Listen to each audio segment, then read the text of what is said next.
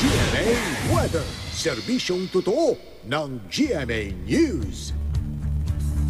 Good morning ulit mga kapuso. Patuloy po ang paggalaw papalapit sa lupa ng low pressure area na nasa loob na ng Philippine Area of Responsibility.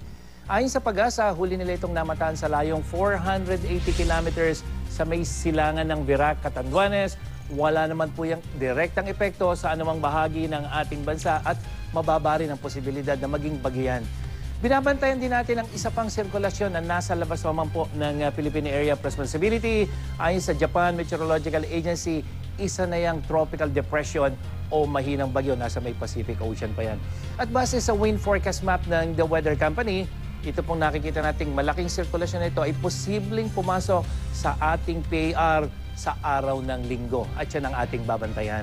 Ngayong araw, mataas pa rin ang posibilidad ng pag-ulan at thunderstorm sa Metro Manila, lalong-lalo sa hapon hanggang sa gabi.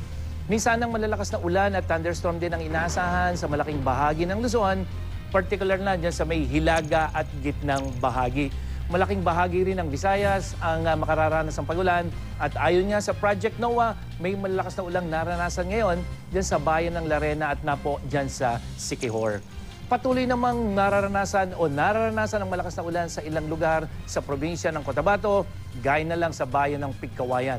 Dapat na maging I am ready ang mga taga Mindanao buong araw dahil inaasahan po na magkakaroon ng malalakas na ulan sa malaking bahagi nito. Ito yung kulay dilaw na nakikita natin.